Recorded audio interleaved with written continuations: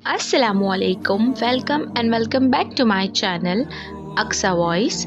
अगर आप मेरे चैनल पे पहली दफ़ा आए हैं या आपने अभी तक मेरे चैनल को सब्सक्राइब नहीं किया तो प्लीज़ मेरे चैनल को सब्सक्राइब करना बिल्कुल भी ना भूलें और पास में दिए गए बेल आइकन को ज़रूर प्रेस करें ताकि आप आने वाली तमाम अपडेट से आगाह रहें।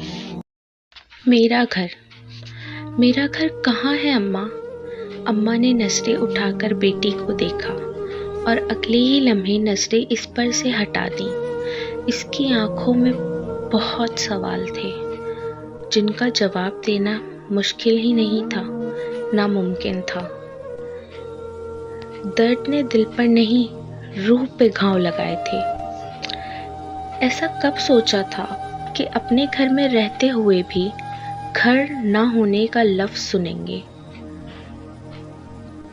मेरा घर कहाँ है? अल्लाह के वास्ते बता दो वरना दिमाग फट जाएगा। इस पर हिज़यानी सी कैफियत तारी होने लगी और अम्मा ने ना तो दोबारा इसकी आंखों में देखने की कोशिश की और ना ही इसके सवाल का जवाब दिया। जवाब था ही कहाँ, इसे तो खुद नहीं मालूम था। अगर किसी दिन मुंह खोल भी लेती तो बहू आगे से जवाब देती। इसे तो खुद नहीं पता था कि इसका घर कहाँ होगा, इस उम्र में किस दर की ठोकरें खाएगी। सो खामोश रहीं, आंसू अपने कमज़ोर नातवा दिल पर उतारती रहीं कि और कोई राह ही नहीं थी। बेटी रो धोकर चुप हो गई। आंसू बह बहकर इसके चेहरे पर नक्शो निगार बनाकर रुक गए।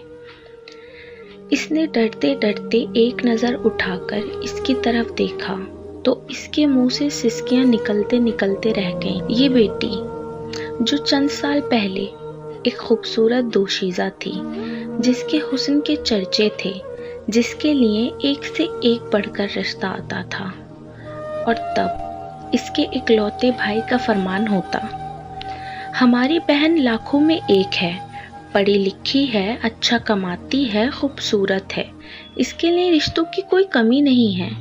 लेकिन अभी इसकी उम्र ही क्या है। ये सुनकर अम्मा बेटे के सदके वारी जाती, बहन भाई की मोहब्बत पर सरशार हो जाती।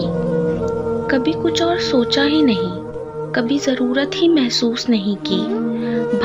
भाई तो था ना इनका अच्छा और बुरा सोचने के लिए, फिर वो क्यों सोचती, और जब सोचा तब वक्त निकल चुका था, सर आधे से ज़्यादा सफ़ेद हो चुका था।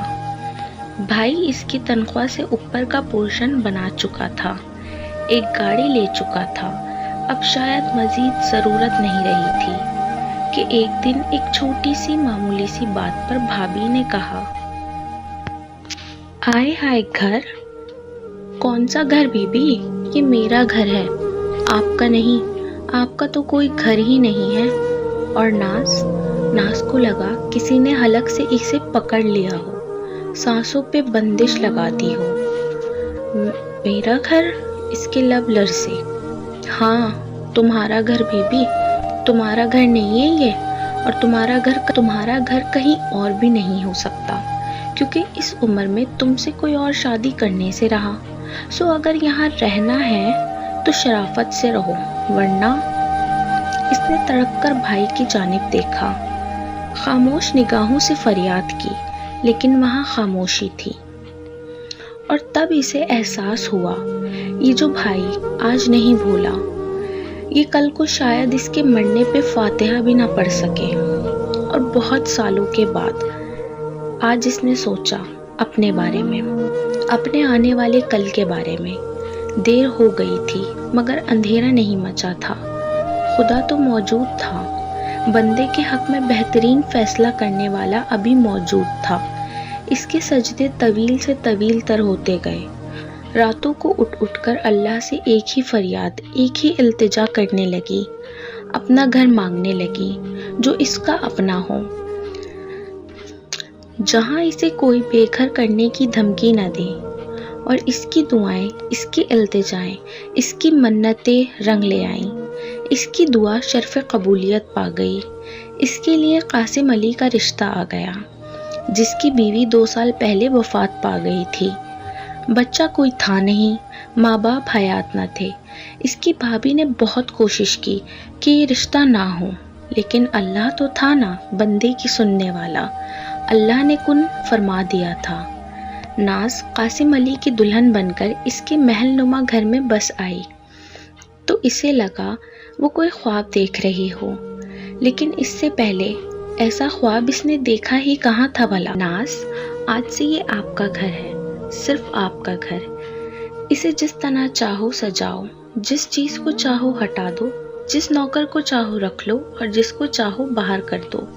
چاہو تو مجھے بھی اس گھر سے نکال سکتی ہو، کیونکہ یہ گھر میں نے آپ کے نام حق مہر میں لکھ دیا ہے۔ دھیمے لہجے میں کہتے قاسم علی نے دنیا کی ساری دولت اس کے قدموں تلے نچھاور کر دی تھی۔